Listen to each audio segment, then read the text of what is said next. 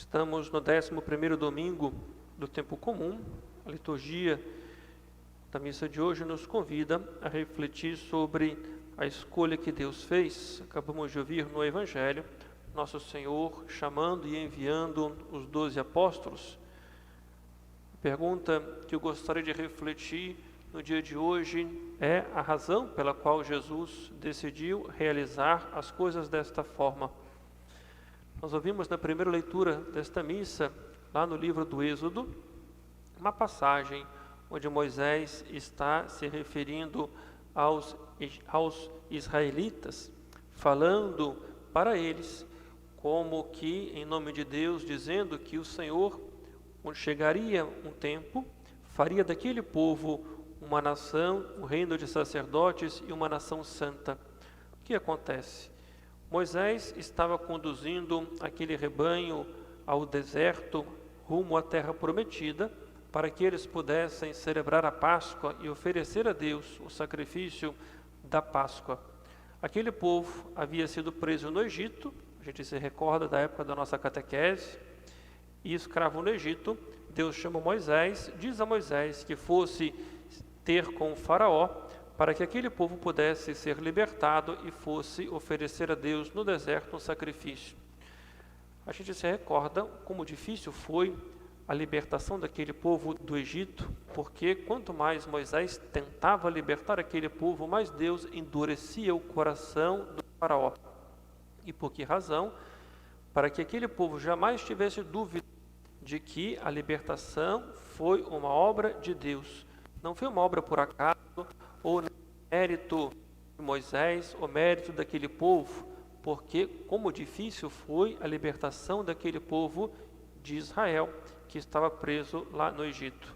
Saíram, foram deserto afora, mas aquele povo escolhido por Deus era um povo muito difícil, um povo de cabeça dura, de dura cerviz, como nos ensina a Escritura, um povo rebelde, que pensava somente em si, que reclamava quando estava preso no Egito e quando foram libertados, reclamavam porque tinham saudade das épocas em que comiam cebolas no Egito, tinham saudades do tempo da escravidão. Porque na verdade são duas as nossas escravidões. Podemos estar escravos, podemos estar presos, não é? Numa escravidão, numa cadeia, numa cela, podemos ter uma prisão física, mas existe uma outra escravidão, talvez pior do que essa, que é a escravidão das nossas misérias. Somos escravos dos nossos orgulhos, da nossa vaidade, da nossa soberba, somos escravos das nossas más inclinações. Como que isso pesa em nós, quanto que precisamos ser libertos de nós mesmos, o quanto que nós nos aprisionamos, fruto do nosso pecado e desses vícios, os quais eu me refiro. Aquele povo havia sido liberto do Egito, mas havia ainda uma outra escravidão a qual eles precisavam ainda ser libertos. E o Senhor então, pelos lábios de Moisés, faz um anúncio: eu farei deste povo difícil, de cabeça dura, uma nação santa, um povo, um reino de sacerdotes e uma nação escolhida. E por que Deus assim fez? Porque aquele povo precisava ser sinal da presença de Deus para o mundo inteiro. Pense comigo, talvez, segundo a nossa mentalidade, fosse melhor que Deus chamasse o mundo inteiro de uma vez só, que escolhesse todas as pessoas do mundo inteiro e a todas as pessoas do mundo escolhesse e conduzisse por conta própria. Mas ao contrário, diferente da nossa mentalidade, Deus escolhe um povo difícil, o menor de todos os povos, para que este povo pequeno fosse sinal para todos os outros do poder de Deus. Para quê? Para que todos os outros povos, para que todas as pessoas aderissem ao Deus verdadeiro, não pela imposição, não pela força, mas pela liberdade, pelo amor que deveriam ter a Ele, porque deveriam ver o seu poder e a sua misericórdia e deveriam ter se apaixonado por Ele. Mas ao contrário, o próprio povo de Israel, o próprio povo judeu, em vez de abraçar este Deus que os protegia, que os defendia, que lutava por eles, crucificaram o Senhor da glória quando Ele veio visitar este povo. Mas Deus, que não desiste de cada um de nós, não desiste do seu povo, então o que fez? Acompanhamos a história da salvação. Quando chegou a plenitude dos tempos, Deus envia o seu Filho, nascido de uma mulher, para salvar aquele povo, quando ainda aquele povo era inimigo de Deus. E foi isso que nós vimos na segunda leitura da missa de hoje. O povo era um povo difícil, mas Deus ama esse povo da forma como ele é. E da forma como ele é, ainda afastado de Deus, ainda rebelde, ainda revoltado com Deus, Deus, mesmo assim, amando aquele povo, envia o seu Filho para justificar aquele povo, para salvar aquele povo, e salva o povo através de Jesus. O que acontece? Aquele povo não queria saber de Deus, e era impossível que os homens se reconciliassem com Deus, porque os homens cada vez mais se revoltavam contra o Senhor. Deus, na sua bondade, então assume a nossa condição humana, se fez homem, igual a nós. E o homem, que é Cristo Jesus, então repara toda a ofensa cometida a Deus. E agora, o homem Jesus, porque verdadeiro Deus, mas verdadeiro homem, a humanidade de Jesus, redime toda a nossa humanidade. Porque se os homens eram desobedientes e revoltados, Jesus, ao contrário, era obedientíssimo ao Pai, dócil à vontade do Pai, disponível, servia ao Pai, servindo aos seus irmãos. Tão diferente daquele povo, tão diferente de nós, porque nós somos humanos, iguais àquelas pessoas do Antigo Testamento. Continuamos, também nós, tão miseráveis, tão dependentes das nossas más inclinações.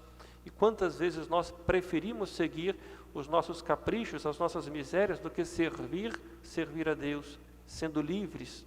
E o pior de tudo, às vezes as pessoas são escravas de si e acham que isso é ser livre. Basta ver a nossa volta, quantas pessoas que dizem, eu sou livre, faço aquilo que eu quero. Mas se você parar para pensar, no fundo, ela é escrava das suas mazelas, escravo, né, da circunstância, às vezes influenciada pelos meios, às vezes se deixa levar pelos colegas e só fazem bobagem e se acham livres, se acham melhores do que os outros, são escravas de si mesmas. Se abraçassem a fé, se aderissem a Jesus, aí sim, e somente assim, seriam livres de verdade, mas lutam com Deus. Mas ainda assim, Deus, que não desiste de nós, envia o seu Filho para nos salvar e hoje envia o seu Espírito para que possa nos conduzir. Fomos salvos pelo sangue de nosso Senhor. Ele, então, constitui um povo novo. E uma vez que somos batizados em Cristo, batizados na morte de Cristo, nós nos tornamos um povo novo. Nós realizamos aquela profecia, aquela promessa que Deus havia feito lá em Moisés. Moisés disse para o povo, vós sereis para mim, para Deus, um reino de sacerdotes e uma nação santa. Nós somos este povo novo, nós somos estes que pertencemos a este novo povo, o povo de Deus. Nós continuamos com a nossa cabeça dura, continuamos do jeito que somos, mas Deus não desiste do mundo. Então, da mesma forma que no Antigo Testamento, Ele escolhe um povo para que este povo fosse sinal para o mundo inteiro, hoje Ele continua escolhendo o seu povo, e o seu povo hoje somos nós que somos cristãos. E possuímos uma vocação, nós temos um chamado, o chamado para sermos todos, cada um de nós, sal da terra e luz do mundo. Nós somos chamados a levar a pessoa, a presença e a pessoa de Jesus para a nossa sociedade. Todos nós somos vocacionados do Pai, todos nós somos sacerdotes, profetas e reis. Não só o padre é sacerdote. O padre possui um sacerdócio ministerial, mas todos somos sacerdotes pelo batismo que nós recebemos, somos profetas, somos reis pelo batismo que nos foi conferido. A nossa dignidade mudou, a nossa condição humana mudou de pobres criaturas que éramos, nos tornamos uma criatura nova, santificada e justificada por Deus. Tudo isso para que nós pudéssemos convidar as pessoas que na liberdade delas aderissem à mensagem de Jesus e tivessem a sua vida completamente transformada. Essa é a nossa vocação cristã. Primeira, a vocação de sermos santos, de termos intimidade com Deus, de nos tornarmos divinos, santificados. Mas existe uma vocação segunda, que é a vocação de missionários, chamar os nossos irmãos para participar desta mesma alegria que nós experimentamos ao termos consciência daquilo que somos. Meu caro amigo, acabamos de ler no Evangelho de hoje, Jesus chama 12 discípulos, constitui aqueles discípulos para que eles fossem enviados ao mundo inteiro. Hoje Ele continua chamando e chama a mim e a cada um de nós, para que lá no nosso ambiente de trabalho, lá na nossa família, lá onde nós vivemos, ali sejamos sinal da presença de Deus. Se nós não formos sinais da presença do Senhor, o que será deste mundo? Pense na nossa sociedade hoje. O que seria da nossa sociedade se não fossem os cristãos? O que seria do mundo se não houvesse o cristianismo neste mundo? A gente está vendo aí quanta guerra, tanta desunião, tanta divisão, quantos problemas na nossa sociedade, quantas pessoas que são escravas de si. Nós cristãos somos chamados a dizer para essas pessoas que elas precisam se libertar de si próprias, que elas precisam vencer as próprias dificuldades, sair de si em busca dos outros. Pense no mundo sem o cristianismo.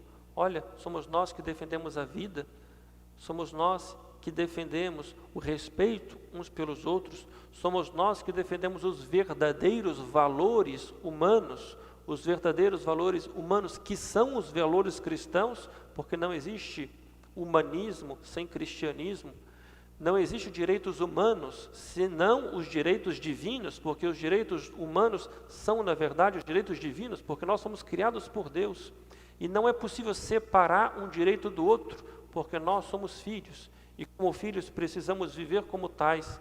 Não existe essa história de defender direitos humanos sem uma defesa do cristianismo, senão defesa de direitos humanos, sem os valores evangélicos. Meus caros amigos, paremos para refletir um pouco. Na verdade, são direitos de pessoas egoístas que só estão pensando nelas próprias, só pensam nos seus interesses pessoais e enganam os outros, e são enganadas às vezes pelas suas próprias paixões, enganadas pelas suas próprias misérias, defendem uma bandeira que na verdade nem sabem aquilo que são.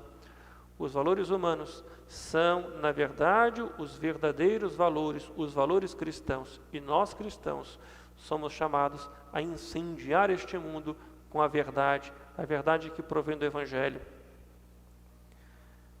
A messe é grande, mas os trabalhadores cada vez menores. A messe é grande, mas nós somos estes trabalhadores que precisamos assumir a nossa vocação, assumir aquilo que Deus espera de cada um de nós. Em vez de nos deixarmos influenciar por essa sociedade pagã, nós cristãos precisamos reverter o jogo e influenciar a nossa sociedade de forma positiva, respeitando a liberdade de todas as pessoas, sem constranger ninguém. Devemos mostrar para elas o que significa o verdadeiro amor, o amor que não é libertinagem, liberdade que não é libertinagem, a liberdade que provém dos verdadeiros filhos.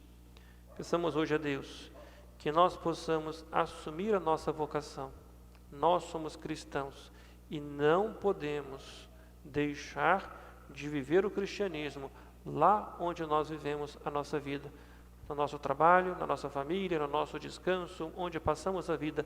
Ali as pessoas precisam saber quem somos, apaixonados por Deus, apaixonados pela verdade, defensores do Evangelho, e o cristianismo precisa estar enraizado nas nossas entranhas. Peçamos à Virgem Maria e a São José, que tão bem educaram o Filho de Deus, que Ele nos ajude a educar os nossos filhos, a educar as pessoas que estão à nossa volta, para que todos nós possamos prestar um verdadeiro culto que agrade ao Senhor. Que por intercessão destes grandes homens, sejamos cada vez mais fiéis à vocação que Ele nos chama. Louvado seja o nosso Senhor Jesus Cristo.